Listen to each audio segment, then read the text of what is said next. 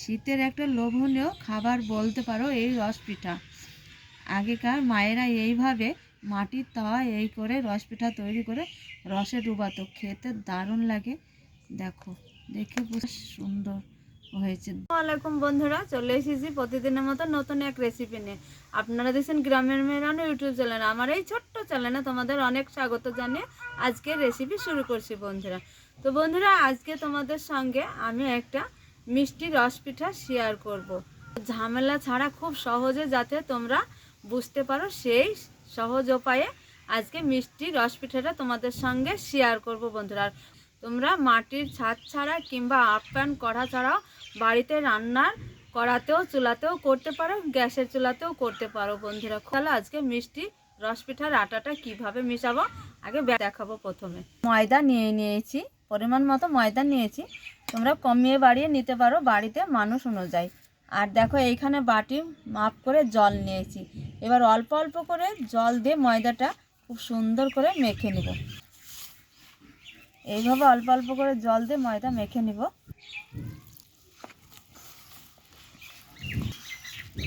যত হাত দিয়ে ভালো করে চটকে মাখানো হবে তত ময়দার ব্যাটারটা ভালো হবে। জল দিয়ে দিব।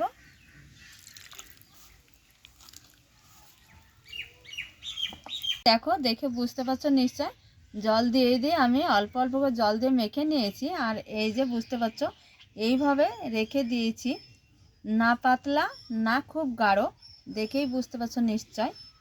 এইবার আমি 10 মিনিটের জন্য রেস্টে রেখে দিয়ে চলো একটা রস বানাবো বন্ধুরা। ঢাকা দিয়ে রেখে দিতে হবে। এটা দিয়ে দিয়েছি, আমি উনুনটা এখনও জ্বালাইনি। আর এইখানে দেখো 400 গ্রাম খেজুর গুড় কেটে নিয়েছি, এই গুড়টা কড়াতে দিয়ে দিব। এইখানে দেখো 400 গ্রাম গুড়ে হাফ বাটি জলটা দিয়ে দিব গুড়ে,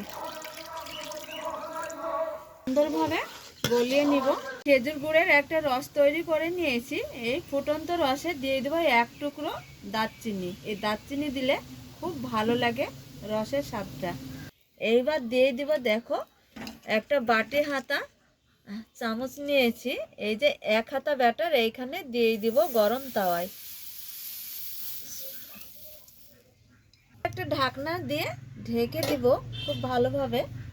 আর দেখো, এইখানে একটা ভিজা ন্যাকড়া নিয়েছি। এই ন্যাকড়া দিয়ে আবারও সাইড দিয়ে এইভাবে চাপা দিয়ে দিব, যাতে ভিতরকার গ্যাসটা না বের হয় তার জন্যে। এই যে ন্যাকড়াটা উঠিয়ে নিব,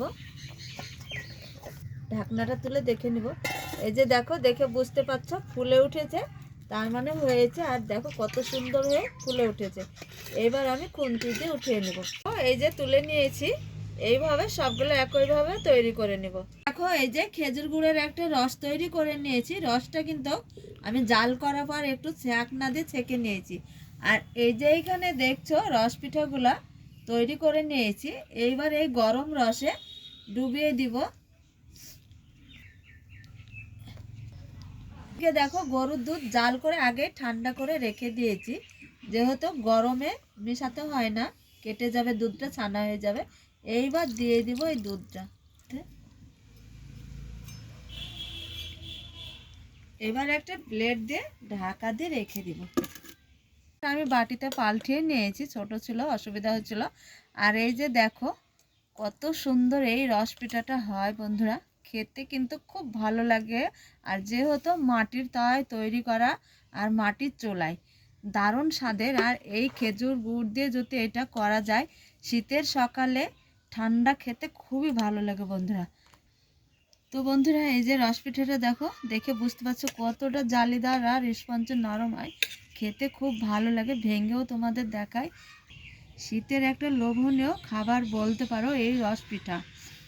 আগেকার মায়েরা এইভাবে মাটির তাওয়ায় এই করে রস পিঠা তৈরি করে রসে ডুবাতো, খেতে দারুণ লাগে। দেখো, দেখে বেশ সুন্দর হয়েছে, দারুণ। আর এই যে দেখছো কতটা লেয়ার জালিদার হয়, ভেতরে রসটা সবটাই চুষে নেবে, টেনে নেবে। এইভাবে তোমরা বাড়িতে করে খেতে পারো, দারুণ স্বাদের একটা রস পিঠা বন্ধুরা।